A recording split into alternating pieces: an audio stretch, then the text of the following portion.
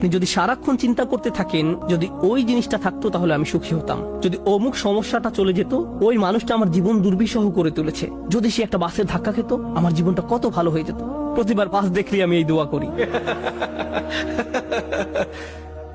আমরা সব সময় নিজেদেরকে একথা বলে বুঝাই যদি অমুক মানুষটি বা অমুক সমস্যাটি জীবন থেকে চলে যেত তাহলে জীবন কত সুন্দর হয়ে যেত, অথবা যদি অমুক দুঃখটি দূর হয়ে যেত তাহলে সবকিছু পারফেক্ট হয়ে যেত।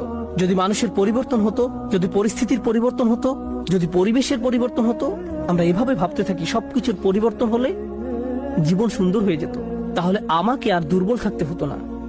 আমরা ভোগের উপর ভোগ করতে থাকি আর এতে পুরোপুরি আচ্ছন্ন হয়ে পড়ি। আর আল্লাহ আজ্জা জাল্লা বর্ণনা করছেন, জানো তুমি কত দুর্বল? তুমি একটি মাছির চেয়েও দুর্বল। দুআফাত তালিব ওয়াল মাতলুব। যখন তিনি এভাবে বলছেন আমি আপনি মজ্জাগতভাবে অবিশ্বাস্যভাবে কতটা দুর্বল, একটু চিন্তা করে দেখুন। আপনাদের প্রত্যেকের মাথায় বিভিন্ন জিনিসের চিন্তা আছে প্রতিদিন।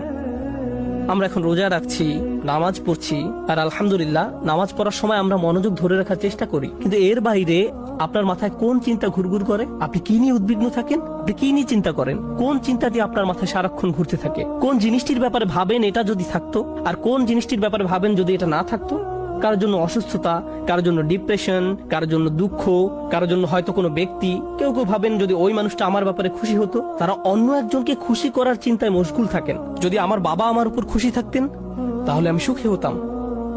কিন্তু আপনার বাবাও তো একজন মানুষ, তিনি যদি আজ খুশি হয়েও থাকেন কাল হয়তো তার জীবন শেষ হয়ে যেতে পারে। তারপর আপনি কি করবেন?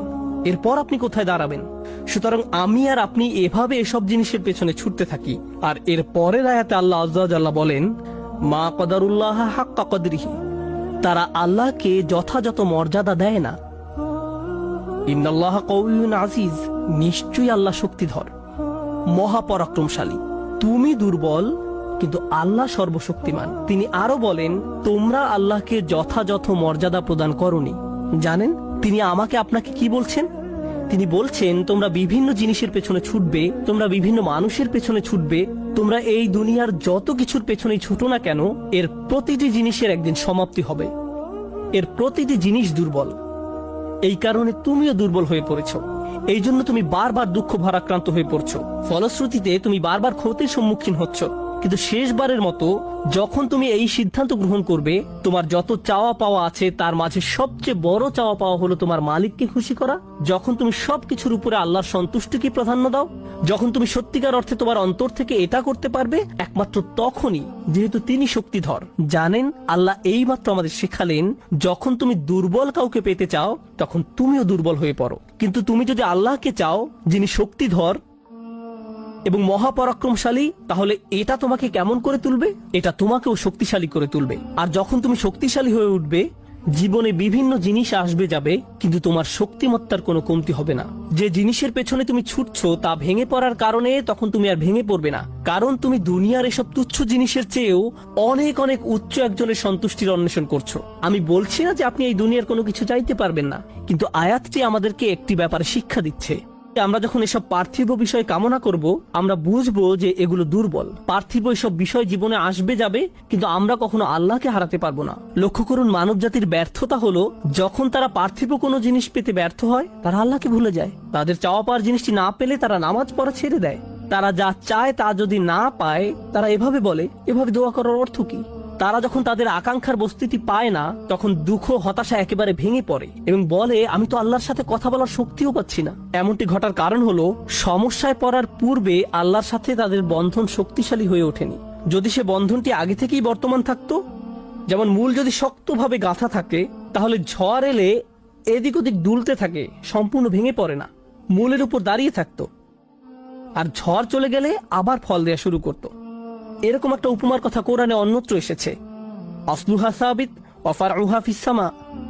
লা ইলাহা ইল্লাল্লাহ হলো এমন একটা বৃক্ষের মতো যার শেকড় মাটিতে এবং শাখা আকাশে উত্থিত। এটাই ঈমানের শক্তি। এই আধ্যাত্মিক শক্তির ধারণাটি আরো পরিষ্কার করার জন্য আমি আপনাদের নিকট একটা উদাহরণ পেশ করব। শক্তিকে আমরা বিভিন্ন জিনিসের সাথে সংযুক্ত করি। আমি বহু বছর আগে একটা ঘটনা নিয়ে কথা বলছিলাম, কিন্তু এখন এটি আমাকে অনুপ্রাণিত করে। যুক্তরাষ্ট্রের নিউ অরলিন্স অঙ্গরাজ্যের একটা পরিবারের একটা ঘটনা। পরিবারটা ছিল অনেক ধনী, তাদের গাড়ি ডিলারশিপের ব্যবসা ছিল, তাদের দোকান ছিল একেবারে সমুদ্র সৈকতের পাশে। তারা দামি দামি গাড়ি আমদানি করত এবং বিক্রি করত। এরপর হ্যারিকেন ক্যাটরিনা আঘাত হানল। ক্যাটরিনা এসেছিল বিশাল জলোচ্ছ্বাস নিয়ে এবং এর ফলে তাদের কেনা সকল গাড়ি ভেসে গেল।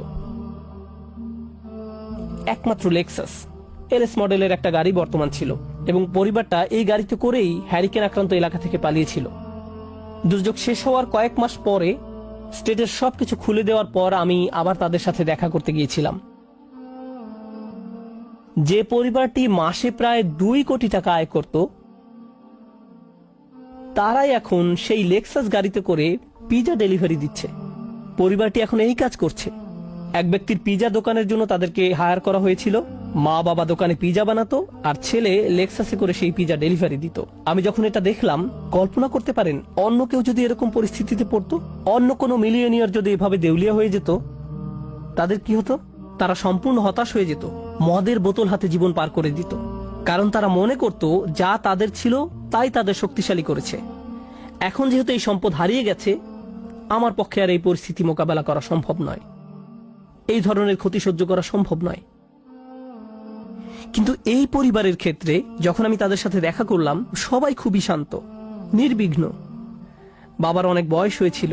এই রকম বয়সে এমন ক্ষতির সম্মুখীন হলে মানুষ হার্ট অ্যাটাক করে, উচ্চ রক্তচাপে ভোগে, কিন্তু এই মানুষটা সম্পূর্ণ শান্ত। তো আমি তাকে জিজ্ঞেস করলাম, কিভাবে এটা সম্ভব? আমি এমনকি আমার প্রশ্ন করাও শেষ করতে পারিনি। আমি শুধু বললাম, কিভাবে? তিনি হেসে উঠলেন। তিনি বললেন, যখন ব্যবসা ভালো ছিল আমি সারাক্ষণ ফোনে ব্যস্ত থাকতাম। শিপমেন্ট এসে পৌঁছেছে কিনা, পেমেন্ট দিতে দেরি হচ্ছে কিনা, কার কি ডেলিভারি দেওয়া প্রয়োজন, কাস্টমার খুশি কিনা, ট্যাক্সের হিসাব ঠিক আছে কিনা, কর্মচারীদের সমস্যা, অমুক সমস্যা, তমুক সমস্যা। এসব কারণে আমি কোনো মতে জুমার নামাজে উপস্থিত হতে পারতাম কোনো রকমে। কিন্তু এখনো তো টেবিলে খাবার আছে, এখনো তো আমাদের মাথার উপর ছাদ আছে, আর এখন আমি নিশ্চিন্তে মসজিদে গিয়ে নামাজ আদায় করতে পারি। আর সকালে ঘুম থেকে উঠে আমাকে কিচ্ছু নিয়ে ভাবতে হয় না, একমাত্র আমার রবকে মনে করা এবং তার কৃতজ্ঞতা জ্ঞাপন করা ছাড়া। আমার আসলে মনে হয় আমার জীবন শেষ হওয়ার পূর্বে আল্লাহ আমাকে সহজ জীবনের এই নিয়ামত দান করেছেন। সেই বাবা এটাই বলেছিলেন, কোনো সাধারণ মানুষের পক্ষে এভাবে কথা বলা সম্ভব নয়। আপনি যদি এমন কথা অন্য কোনো ব্যবসায়ীকে বলতেন, সে বলতো এই লোকটার মাথা নষ্ট হয়ে গেছে, তার সকল সেন্স নষ্ট হয়ে গেছে। আর এই জন্যই এখন সে তার মাথায় এই পরিস্থিতির একটা যৌক্তিকতা খুঁজে নিয়েছে। আপনাদেরকে একটা কথা বলছি, একজন মানুষের পক্ষে কেবল তখনই এভাবে কথা বলা সম্ভব যখন সে বুঝতে পারে যেসব জিনিসের পিছনে সে ছুটছে তা দুর্বল। কেবলমাত্র আল্লাহই শক্তিশালী।